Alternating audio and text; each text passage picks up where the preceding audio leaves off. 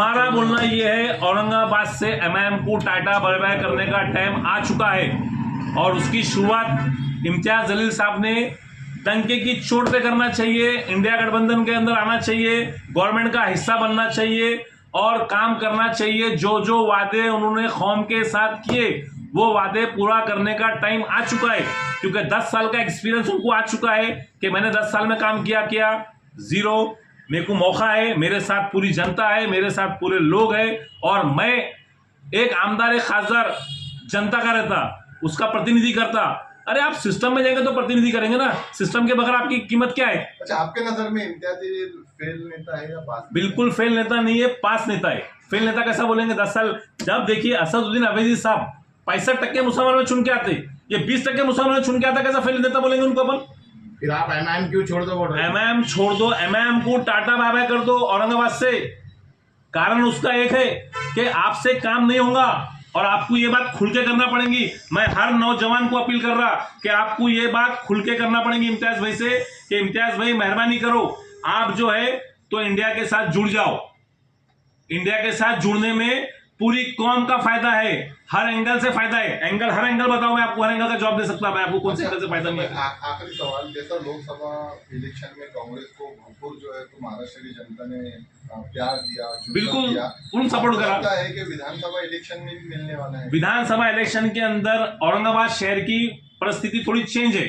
वो चेंज का कारण एमआईएम पार्टी है। हम टाटा बाय बाय करो क्यों बोल रहे हैं कि आप सिस्टम में आके लड़िए ना। अगर हमारे मुसलमान भाइयों का फायदा हो रहा है तो सिस्टम में आके फायदा होगा। आप सिस्टम, खतरा किसका है? अरे 1-2 सीट से कोई खतरा रहता है? मेरी बात सुनिए, 1-2-5 सीट से किसी को खतरा रहता नहीं, बराबर है। आप खतरे की बात छोड़ दीजिए, आप बात करिए मेरी कौम के फायदे की। मैं जो बात कर रख रहा हूं तो मैं मेरी कौम के फायदे की बात कर रहा हूं और हजारों लाखों लोग ऐसे जो ये बात करने पे मजबूर है, मगर खुल के बात नहीं कर रहे। अरे खुल के बात करो ना। इम्तियाज में हमारे घर के बाहर के थोड़ी है। अगर इम्तियाज भी गलत करे तो हम सबका फर्ज बनता है कि भाई इम्तियाज भी आप मुसलमान आपके साथ है, आप ये काम नहीं ये काम करिए, ठीक है। 10 साल पहले जो होगा उसको छोड़ दीजिए, मगर आज तो ये काम करने का मौका ही ना हमारे पास नहीं। सीधा ये कहना है कि उन्होंने एमआईएम को बाय बाय कर दिया। इन्होंने हैदराबाद पार्टी को बाय बाय करना, महाराष्ट्र पार्टी कोई भी पकड़ना उन्होंने, बराबर है, कोई भी पार्टी पकड़ना, पूरे मुसलमानों को सपोर्ट करना। वो चुन के आते, मिनिस्टर बनते, हमारे लोगों का कल्याण करते। वो चुन के नहीं आएंगे, गवर्नमेंट में नहीं आएंगे, लोग देखेंगे इम्तियाज भाई बन गए, खलिया बिरयानी खाएंगे। हम खलिया बिरयानी खिलाने को आमदार खासदार नहीं बनाते, हम आमदार खासदार बनाते हमारा सिस्टम चेंज करने को, हमारे आने वाले बच्चों के भविष्य को, हमारे बहनों के वास्ते बनाते उनको आमदार खासदार। हम उनके बिरयानी खाने खाने का थोड़ी बिरयानी आमदार बनाते, खासदार बनाते। एक मिनट, आप बोल रहे हैं कि मुसलमान सपोर्ट करना इंडिया गठबंधन, हाँ। मुसलमानों को टिकट क्यों नहीं दिया इंडिया गठबंधन? देखिए मेरी बात, आप सुन, बोलिए। क्या गारंटी है कि आमदार में भी मुसलमानों को टिकट देंगे इंडिया गठबंधन?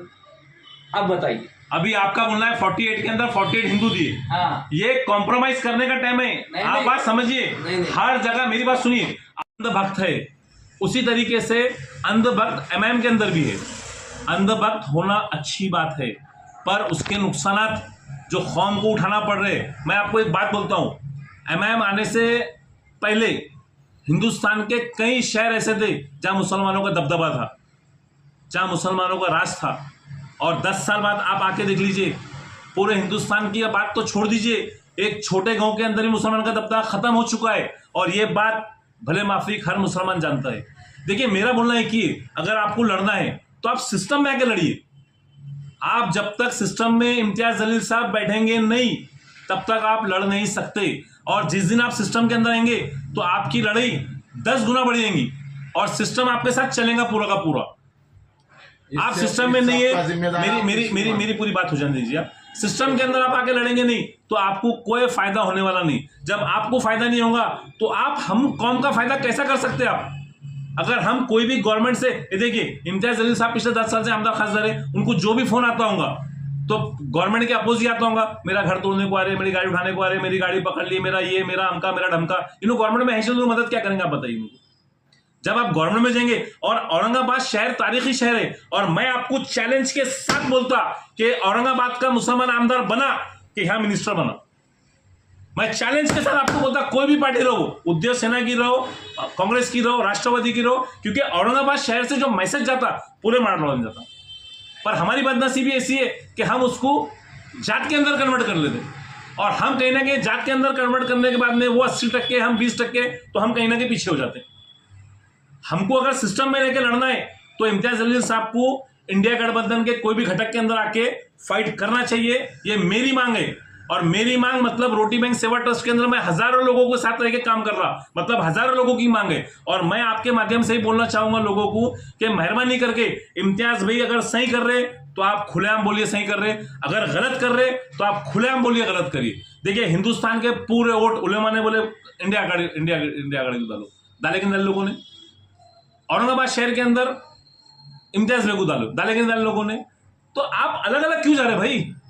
हैदराबाद का पार्सल हैदराबाद रवाना करिए। आप महाराष्ट्र की सियासत कर रहे, महाराष्ट्र के साथ जुड़ के सियासत करिए। आपको कौन सी पार्टी लेंगी? नहीं राष्ट्रवादी लेंगी, नहीं